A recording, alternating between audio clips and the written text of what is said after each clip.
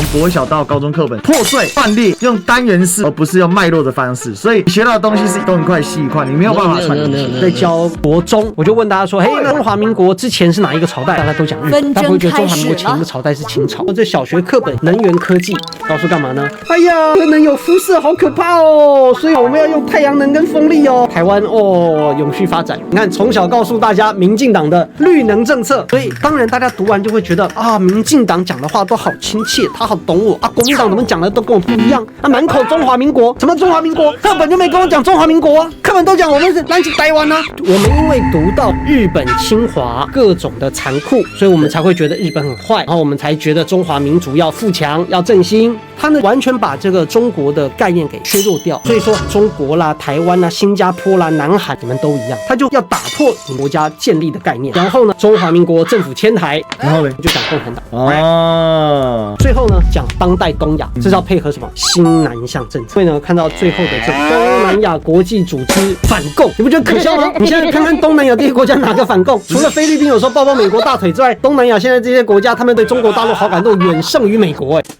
Ladies and gentlemen, welcome the host.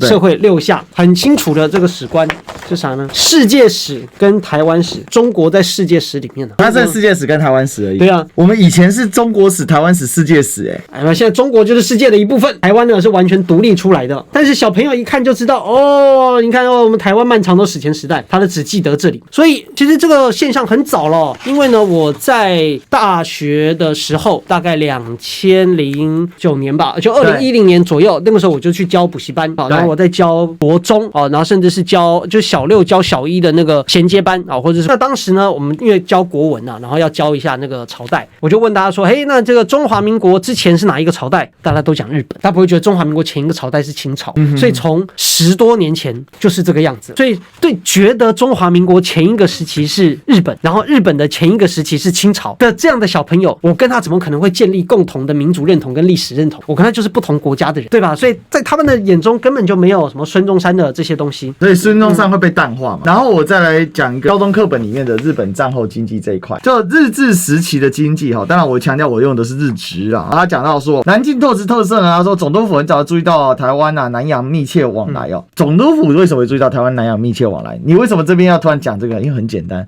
台湾跟南洋密切往来不是日本殖民才有的，是从清朝时期就有。但问题是因为你前面讲的不够清楚，所以这边就变得很突兀。然后讲了作为南进投资的一个政策，但问题是啊，南洋拓殖、南进拓殖，这本身是要以台湾为殖民地去拓殖，去进攻南洋地区，我的天哪，我也是很佩服这课文的写法，没前没后的，然后只举几个点出来讲哦。所以搞到最后，台湾人搞不清楚说，其实你在日本殖民时期你是充当什么？你充当的是殖民者打手啊，侵略者打手的一个概念啊。不过当然我要再来看到就是说，这小学课本也有一些比较有趣的能源科技，告诉干嘛呢？哎呀，这个核能有辐射，好可怕哦，所以我们要干嘛？我们要用太阳能跟风力哦，哇，台湾哦永续发展，然后电费一直涨，还会断电。这个就是你看从小告诉大家民进党的绿能政策，还有什么电业法，哇，直接在课本里面歧视核能也太狠了吧？对，好，再来呢，最后立足台湾，放眼天下。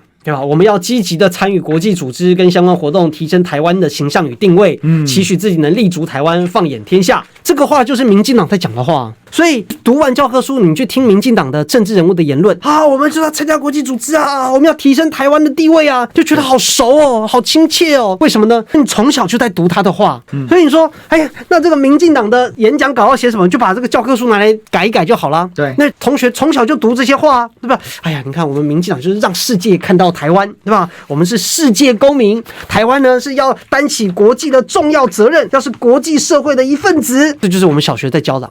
所以当然大家读完就会觉得啊，民进党讲的话都好亲切，他好懂我啊，国民党怎么讲的都跟我不一样啊，满口中华民国，什么中华民国？课本就没跟我讲中华民国啊，课本都讲我们是南起台湾呢，他怎么不讲说我们要提升中华民国的国际责任，提升中华民国的能见度，身为中华民国的一份子，通通都是台湾跟中华民国的建立脱钩。现在呢，这叫做中华民国的建立啊，你觉得感觉上好像有了，但是呢，他说总统府不是在台北吗？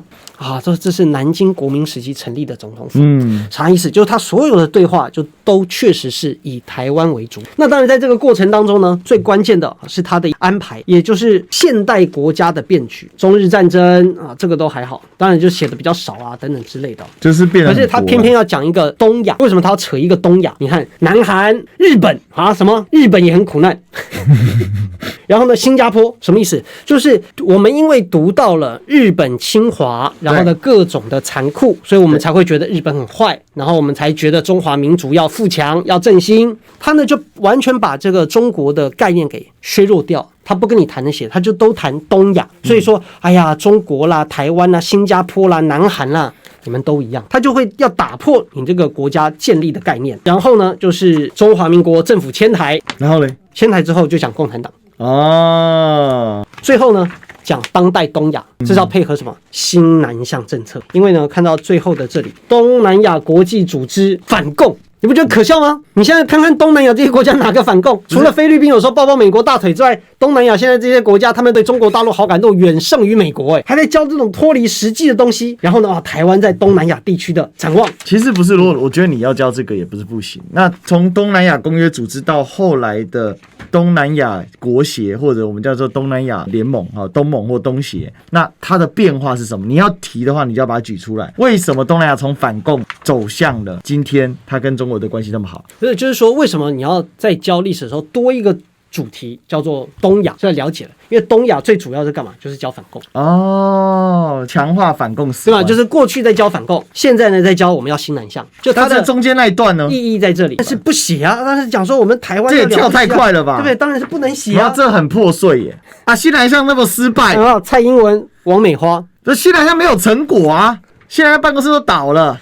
你怎么可以唱出来蔡英文？你这样就是不爱台湾，花那么多篇幅讲蔡英文这个要干嘛？就是告诉你当代东亚跟东南亚的发展。我说好奇怪，你看我们以前学历史、中国史嘛，干嘛？就是讲说，你看这个清朝末年，然后中华民国呢就到台湾，它那个是有脉络的。而且我记得我国中最后中国史的最后一两句是说，这清朝末年以来，无数这个知识分子所追求的民主自由，终于在中华民国落地生根、开花结果，所以有了这个直选啊什么的，就这才接得下来。所以你的那个历史脉络是一贯的。你有没有发现？到这里就没有那个脉络了，脉络都是破碎的。对，这边就破碎，最后就跟你讲东南亚。那我的认同从哪里来？我的认同难道我要认同东南亚吗？对不对？他讲了一下中华民国，对吧？讲了一下中华民国，然后又讲一下共产党。讲完了共产党之后，讲东亚。那请问一下，我到底要认同什么？你没有认同感，所以你的唯一的认同就是1年级就教你，就是认同台湾。我们对于从国小到高中课本的这个探查，它基本做法是这样：破碎、断裂，用单元式的方式，而不是用脉络的方式。所以学到的东西是一块东一块西一块，你没有办法做成脉络性的整个组织架构把它串联起来。然后你会发现你的知识是很破碎，是这个样子的。